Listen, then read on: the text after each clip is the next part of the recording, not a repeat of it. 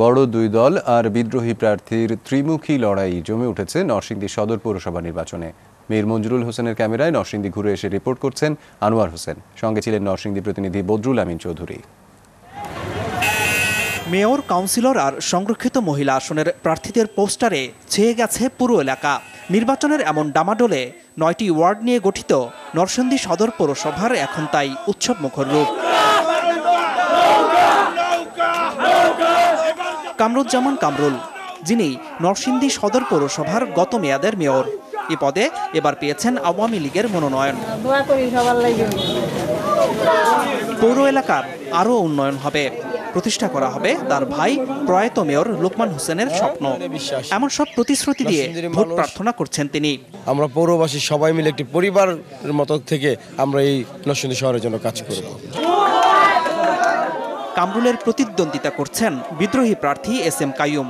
প্রয়াত মেয়র লোকমান হোসেনের এক সময়কার রাজনৈতিক সহকর্মী কাইয়ুমও ভোটারদেরকে আশ্বাস দিচ্ছেন, বিজয়ী হলে বাস্তবায়ন করা হবে লোকমানের আদর্শ। যদি আমরা নির্বাচিত হই, নরসিংদী শহর প্রথমত নরসিংদী পৌরসভাকে সিটি কর্পোরেশন রূপদান করে পূর্ণাঙ্গ নাগরিক সুবিধাগুলো নিশ্চিত করা। সন্ত্রাস মাদকমুক্ত বাসযোগ্য শহর গড়ার প্রতিশ্রুতি দিয়ে জনসংযোগ চালাচ্ছেন বিএনপি মনোনীত মেয়র প্রার্থী সাইফুল ইসলাম সোহেলও। আমরা যেভাবে কাজ করছি, মানুষের যেভাবে সাড়া পাইতেছি, ইনশাল্লাহ অনেক ভালো একটা রেজাল্ট আমাদের হবে। আচরণবিধি লঙ্ঘনের বিষয়ে জানতে চাওয়া হলে এসব প্রার্থীরা পাল্টাপাল্টি অভিযোগ করেন। রিটার্নিং কর্মকর্তা জানান, তারাও অভিযোগ পেয়েছেন, চলছে তদন্ত। সন্ত্রাসীরা কাজ করছে মাঠে, হিন্দুদেরকে ভয়ভীতি প্রদান করছে, কারণ তারা একটা জিনিস ধরে নিয়েছে যে হিন্দুরা হয়তো নৌকার প্রতীকে ভোট দিয়ে দিবে। আর কামরুল সাহেব বর্তমান মেয়র, ওনার তো সন্ত্রাসী কিছু এসে আমার কর্মীদের বাড়িতে বাড়িতে গিয়ে হুমকি দেন, ভয়ভীতি দেখান, আমার পোস্টার ছিঁড়েন। যারা আমাদের প্রতিদ্বন্দ্বী করতেছে, দুইটা বাড়ির মোবাইল আছে, নৌকা আছে, তারাই আমরা মনে করতেছি যে তারা এই কাজটা করতেছে। পুলিশ সুপারকে আমরা অনুরোধ জানিয়েছি যে এই অভিযোগের বিষয়ে তদন্ত করে তারা ব্যবস্থা নিয়ে গৃহীত ব্যবস্থা সম্পর্কে রিটার্নিং অফিসারকে অবহিত করবে। এদিকে এলাকাবাসী বলছেন, ভোটের অঙ্কে সেই মেয়রই এগিয়ে থাকবেন যিনি নজর দিবেন পৌর এলাকার উন্নয়নে।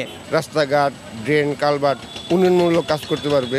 সংখ্যালঘুদের নিরাপত্তার জন্য আমরা যে দিতে পারবে তাদেরকে আমরা সহযোগিতা করব।